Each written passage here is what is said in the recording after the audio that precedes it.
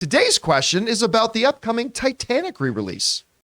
Hey, John and crew, this is Nathan. I don't know if you guys saw the Titanic re-release trailer that came out this morning, but I'm really curious how you guys think it'll do at the box office, because it comes out against Magic Mike, and I think the week after Knock at the Cabin, so it has a little bit of competition, so I'm wondering how you think it'll fare against them. Thanks. All right, thanks a lot for saying that in. And yes, this morning, a brand new trailer for a Titanic re-release came out. And the trailer is awful. It's awful. And okay, let's back up a little bit. So first of all, Titanic is getting a re-release. Of course, taking advantage of all the big hype and everything surrounding Avatar, which is, of course, now officially the number 7 biggest film of all time. It looks like it has a chance of getting into the top 5, maybe even the top 4, and joining that ever-exclusive $2 billion club. So it looks like right now that they're trying to take advantage of that. They want to get on board with this, and they want to make this thing, see if they can get some extra cabbage, if you will, coming from the ever-giving fountain that is James Cameron. Now, look, it's a re-release. Re-releases make a little bit of extra money, but I don't expect Titanic to come into theaters and make $60 million opening weekend. It's going to be a modest amount, and that's fine. And look, while I know it is the cool thing to hate on Titanic, just like everything James Cameron does that becomes worldwide success, it becomes the cool thing to bag on it. And I understand it's a cool thing. Titanic sucks. You know what? Titanic's a great movie. It is a great movie. It is a great movie. Do I think it's perfect? No. But I think it is a wonderful, compelling, engaging movie that has you hanging on there. Best ending right here. Best ending. Yeah. Most fulfilling ending ever. No room. It's also got one of the great lines. I don't know why I love it when Billy Zane says, "I know you're melancholy. I don't presume to know why." I love that line. I love that line. That should basically just be the running line of every married man. Exactly right. That's exactly right. I don't presume to know why. But I mean, it's compelling, it's engaging, it's thrilling right down to the moment that the damn boat goes under the water. I mean, whatever. But so they put out this trailer, though. And I was telling Rob before the show started, I said, "Have you seen the trailer yet?" He goes, "Not yet. I'm about to watch it." And I'm like, here's the thing. It's awful. It's like they got some high school kid who purposefully set out to grab every cringe moment from the movie. Because out of context, like, "I'll never let go, Jack. I'll never let go." Now, in context in the movie, Till you're frozen. the line works. And the line is beautiful. But just plucked out of nowhere and dropped into a trailer out of context, it sounded ridiculous.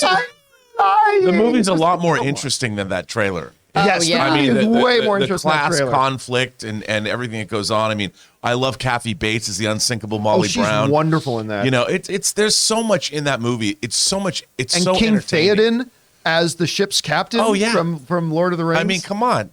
It's great. And Victor Garber. It's like, Yep. no, Yep. this ship's going to sink. Frances Fisher. Yeah, Frances as her Fisher, mother. who's not awesome. everybody will get this, but I don't know the actor's name. Victor Newman from Young and the Restless.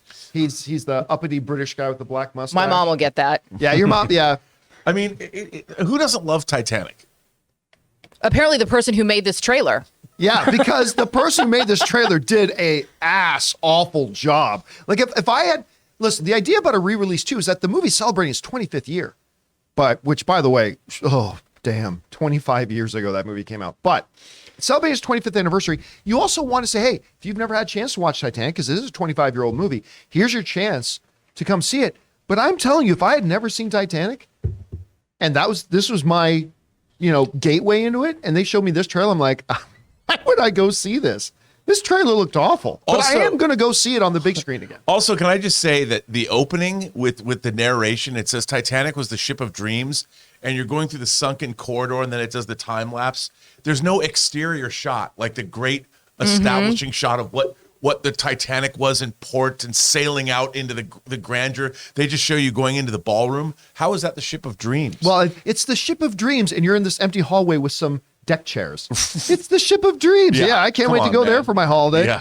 I mean, I'd still rather go there than Disneyland. Anyway, Aaron, you had a chance to see this trailer. What did you think about it? It was terrible. It was absolutely terrible. And I don't think that it was a young person who made this trailer. I think that it was someone who fell in love while watching Titanic the very first time and was like, I'm going to take all those moments where the person held my hand in the movie theater and those. No, because the seeing this movie is not, and somebody in the chat stupidly said this is the biggest chick flick of all time. No, it's not. No, it's really this not. This isn't a chick flick at all. It's an action movie. It's not about romance. It's about class. This whole movie is about the lower class versus the upper class, how they are struggling, how they are, putting their thumb down, how she falls in love with him. Yeah. The romance is what packages it up as a date movie, but it's about class, and it is about how all the poor people on this ship died. Why? Because the rich people were like, sorry, we're locking you down here. You're going to drown and we're going to take the boats. That's what's going to happen. And the hubris of the modern age. This is the unsinkable boat. Yeah. Right. But I think that you're absolutely right. When it first came, when you open it up about, two people that, you're like, oh my God, look, they're in love. We don't know those people. We don't know Jack and Rose. Who cares about them? Yes. Show the boat. Show like that first shot of going into the hallway and then how it transforms. That is more of an opening after you show the boat. Show the majesty. Show the presentation. Show that part. Show that thing cracking in half and falling down. You don't even see Bill Paxton in this trailer. Yeah. Like, come on, man. The fact that they played more into the romance and less into the iceberg and the spectacle of I remember sitting in the theater and seeing that boat crack. We had never seen anything like it before. No. My blood just ran cold thinking about it. I remember seeing that moment, and it was like I was watching a horror film. It was so devastating. I mean, I've got chill bumps all over my body right now just talking about it. Moments, and it's just a moment. One of the most heartbreaking moments that, again, movies are experiential events that made me feel in a way I don't think a movie had ever made me feel. It was a very unique sensation. But as the boat was sinking and the water was flooding in, they did one quick shot of this older couple laying in their bed. Yeah. As the water was rising around their bed. Everybody's talking about that in the chat right now. They're all like, the old couple. And they just held each other and held as the waters was taking it. It reminded me, you know what? I have to believe that shot was probably the inspiration for that amazing shot in Toy Story 3 when all the toys realized they were about to go down into the incinerator and they just held hands. Like that moved me, but it was an ambitious movie. Anyway, we could go off on this forever. Anyway, bottom line is the trailer sucked. It's an awful trailer. But it's a great movie. If you haven't seen it, go see it. A new restoration in 3D, if I could see it in an IMAX theater, I'd do that. I'd go see it.